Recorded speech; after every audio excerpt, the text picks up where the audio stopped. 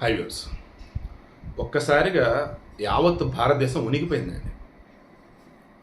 మహారాష్ట్రలో సింధుదుర్గ జిల్లా మొత్తం అటవీ ప్రాంతం. అక్కడ సోనుర్లి అని చెప్పేసి ఒక చిన్న కుగ్రామం లాంటిది. ఆ ఫారెస్ట్లో కానీ ఆ కొండల్లో కానీ ఎవరో వెళ్ళరు. ఎవరన్నా వెళ్తే ఎప్పుడన్నా ట్రెక్కింగ్కి ఎవరన్నా వెళ్తారట.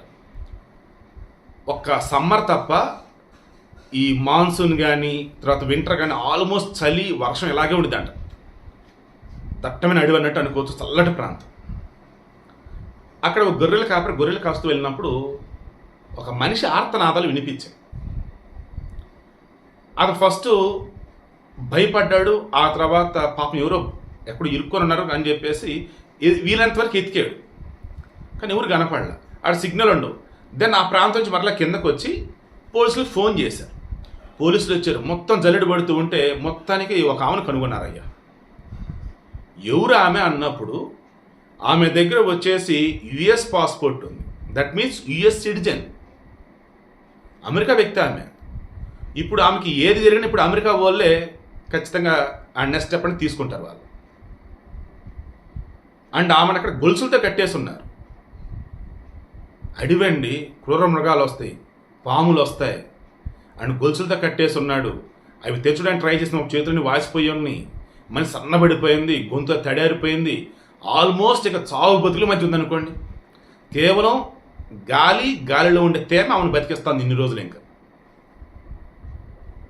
ఎంత భయాందోళన మధ్య ఉందంటే ఒకసారి మీరు ఆలోచించండి. చంపితే కాసేపట్లో ప్రాణం పోయింది. అలా కాదురా, వీడికి నరకమంటే చూపాలరని చెప్పేసి ఒక్కరోజు ఒక్కొక్క పాటు బాడీలు నరుకుతుంటారు కొంతమంది వచ్చేసి పొడిచోట మరలా పొడుస్తూ ఉంటారు. ఇలా ఘోర సైకోతనంగా చేస్తారు. అంతకు మించిన సైకో అన్నమాట. ఇప్పుడు ఎవరు ఏంటి అని చెక్ చేస్తూ ఉన్నప్పుడు ఈమె దగ్గర ఉన్న ఒక ఆధార్ కార్డులో లలిత ఖయ్యి అని ఉంది.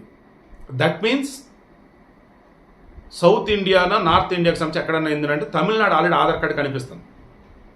ఆ అడ్రస్ సంబంధించి వెరిఫై చేశారు వీళ్ళు పోలీసులు. తమిళనాడు పోలీసులు అప్డేట్ ఇచ్చారు మహారాష్ట్ర వాళ్ళు. ఆ ఇంటి దగ్గరికి వెళ్తే అక్కడ ఎవరు లేరు, ఈ పేరు కలవాలి, ఎవరు మాకు తెలియదని అన్నారు. దెన్ ఇమ్మీడియట్గా ఆమె మానసిక పరిస్థితి ఎలా ఉందని చూస్తే సైకలాజికల్గా అస్సలు స్టేబుల్గా లేదు. దెన్ నియర్ బై వచ్చేసి గోవాలో మంచి మానసిక వైద్యశాల ఉందని తెలిసి ఆడకి తీసుకెళ్లారు. నౌ తను ఓకే, స్టేబుల్గానే ఉంది. వెరిఫై చేస్తుంటే తెలిసింది ఏంది అంటే ఈమె పేరున భారీగా ఆస్తులు ఉన్నాయని, ఈమె కొన్నాళ్ళు కానీ కనపడకుండా పోతే లేదు చనిపోతే ఆ ఆస్తులు కొట్టేచ్చఅనేది వాళ్ళ ప్లాన్ అన్నట్టుగా తెలుస్తాను. భర్త ప్లానా, బంధువుల ప్లానా, ఇవన్నీ తెలియాలి.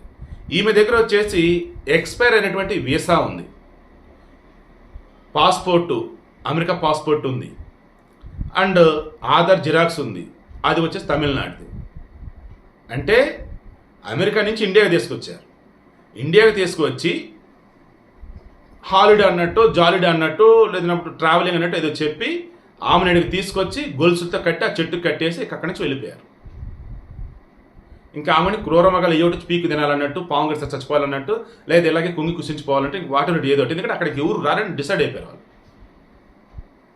ఇప్పుడు ఆమెకి ఎవరు ఇలా చేశారు ఏంటనేది ఆమె ఇప్పుడు నోరిప్పి చెప్తే తప్ప తెలియదు.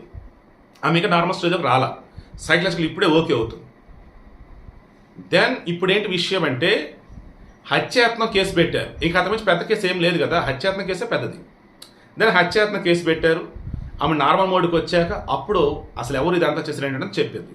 బట్ ఆమె దగ్గర అమెరికా పాస్పోర్ట్ ఉంది కాబట్టి ఖచ్చితంగా అమెరికా గవర్నమెంట్ కూడా ఇన్ఫార్మ్ చేసి ఉంటారు. ఎర్షన్ హార్డర్లో వాళ్ళు ఉన్న అక్కడ అధికారం మంచి ఖచ్చితంగా మీకు ఫాలోఅప్ చేసి అమెరికా సంబంధించి మీ ఎక్కడ ఉండిద్ది ఏంటి మొత్తం కూడా ఇప్పుడు వాళ్ళు చూసుకుంటారు.